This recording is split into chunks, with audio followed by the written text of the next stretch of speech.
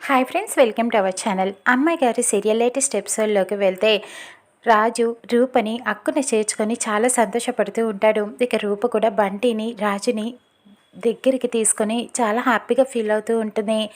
ఇదంతా ఆ విజయాంబిక దీపక్ వల్లే జరిగింది అని విరూపాక్షి కోపంగా చెప్తూ ఉంటుంది. ఇక అప్పుడు అప్పలనాయుడు అంటాడు, అవును, పెద్దయ్య గారికి ఆ వాళ్ళిద్దరి గురించి కూడా తెలియకపోవటం వల్లే ఇంత పెద్ద అనర్థాలు జరుగుతున్నాయి. ఎలాగైనా సరే పెద్దయ్యకి ఈ నిజం తెలిసి తీరాల్సిందే, వాళ్ళంతూ తేల్చాల్సిందే అని చెబుతూ ఉంటాడు. అవును మావయ్య, ఈరోజే నేను నాన్నకి నిజం మొత్తం అంతా చెప్పేస్తాను. రాజు, ఈరోజు మనం ఎలాగైనా నాన్నతో విషయం మాట్లాడాలి, నిజం చెప్పాలి అని చెప్తూ ఉంటుంది. ఇకప్పుడు రాజుని చూసి రూప చెబుతూ ఉంటుంది, రాజు, నువ్వు నాకు ఎప్పుడు సేవకుడిగా, రక్షకుడిగా, ప్రేమికుడిగా ఎప్పుడు నా విషయంలో నువ్వు ఫెయిల్ అవ్వలేదు. నా బిడ్డకి కూడా నువ్వు అలాగే సేవకుడిగా, ప్రేమికుడిగా, రక్షకుడిగా ఉన్నావు. నేను నీకు జీవితాంతం రుణపడి ఉంటాను. నా బిడ్డను నేను ఎప్పటికీ కలుసుకోలేను, చూడలేను అనుకున్నాను, కానీ అది సాధ్యమయ్యేలా నువ్వు నాకు నా బంటిని, నా కొడుకుని నాకు దగ్గర చేశావు. చాలా థ్యాంక్స్ రాజు అని చెప్తూ ఉంటుంది. అమ్మాయి గారు, నేను కూడా తప్పు చేశాను, నన్ను కూడా క్షమించండి అని చెబుతూ ఉంటాడు. ఇకప్పుడు పింకీ, చాలా థ్యాంక్స్ పింకీ, నువ్వే ఈరోజు నా కొడుకుని నా పుట్టినరోజు రోజే నాకు దగ్గర చేశావు, చాలా థ్యాంక్స్, ఇదంతా నీ వల్లే అని రూప పింకీకి థ్యాంక్స్ చెప్తూ ఉంటుంది. ఇక వరాలు అంటుంది, బాగుంది, పింకీ పెళ్ళికి రూప సాయం చేసింది, ఇప్పుడు రూప తన కొడుకుని కలవటానికి పింకీ సాయం చేసింది అని చెప్తూ ఉంటుంది. అవును పింకీ పిన్ని, చాలా థ్యాంక్స్ అని బంటి కూడా చెప్తూ ఉంటాడు. ఎవరైనా అమ్మ పిన్నినిస్తుంది, కానీ పిన్ని నాకు అమ్మనిచ్చింది అని చెబుతూ ఉంటాడు. ఇక అందరూ చాలా హ్యాపీగా ఫీల్ అవుతూ ఉంటారు. ఇక ఆలస్యం దేనికి, కుటుంబం అంతా ఇక్కడే ఉన్నాం కదా, అందరం ఉన్నాం, ఇప్పుడు హ్యాపీగా కేక్ కట్ చేద్దాం అని అప్పలనాయుడు చెప్తూ ఉంటాడు. ఇక అప్పుడు రూప, రాజు ఇద్దరు కలిసి ఆనందంగా బంటితో బర్త్డే సెలబ్రేషన్స్ చేస్తూ ఉంటారు. కేక్ కట్ చేయిస్తారు. ఇక చాలా సంతోషంగా జరుపుకుంటూ ఉంటారు. అందరూ కూడా హ్యాపీ బర్త్డే సాంగ్ పాడుతూ ఉంటారు. ఇక బంటి కేక్ కోస్తాడు.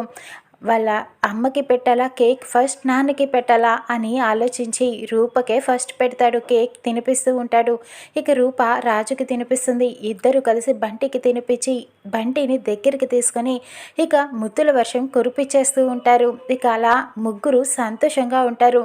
రూప బంటితో అక్కడ ముత్యాలకి, అప్పలనాయుడికి, వరాలకి, పింకీకి అందరికీ కూడా దగ్గరుండి కేక్ తినిపిస్తూ ఉంటుంది. ఇక అమ్మగారు అంటూ విరూపాక్షికి కూడా కేక్ తినిపిస్తూ ఉండగా విరూపాక్షి అంటుంది, అమ్మగారిని కాదు, నేను మీ అమ్మమ్మని అని చెబుతూ ఉంటుంది. అవునా, నిజమా అని బంటి ఇంకా సంతోషంగా ఫీల్ అవుతూ ఉంటాడు.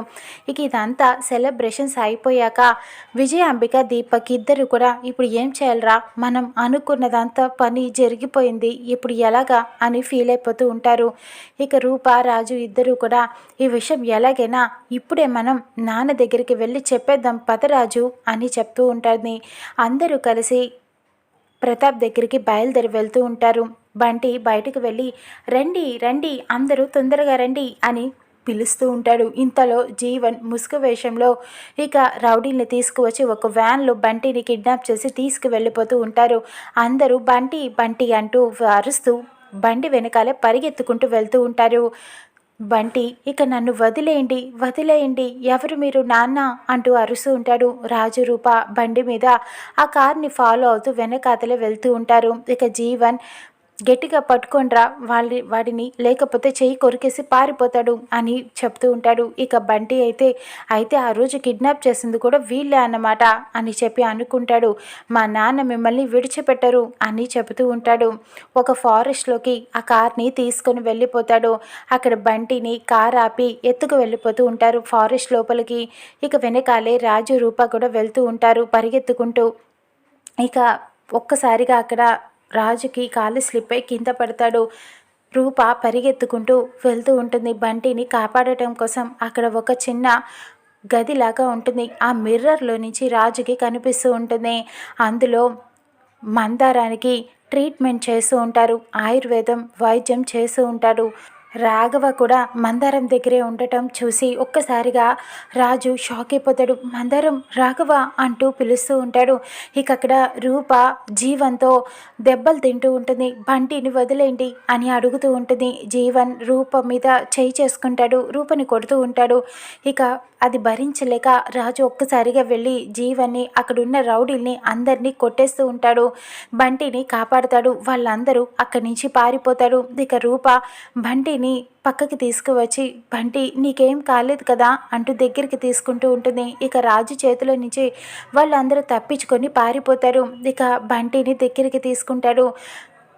అమ్మాయి గారు, అక్కడ మందారానికి వైద్యం చేస్తున్నారు, మందారం బ్రతికి ఉంది అని చెప్పడంతో ఇక ఒక్కసారిగా షాక్ అయిపోతుంది. రాఘవ కూడా అక్కడే ఉన్నాడు అని చెప్పడంతో, నిజమా, మనం వెళ్ళి కలుద్దాం, మందారం బ్రతికే ఉందన్న విషయం అక్కడ నాన్నతో చెప్పాలి అని చెప్తూ ఉంటాడు. ఇక వెళ్ళి మందారాన్ని కలుద్దాం అని వెళ్తూ ఉంటారు. ఇక అక్కడ విజయాంబికని దీపక్ని చూసి రాఘవ భయపడుతూ ఉంటాడు.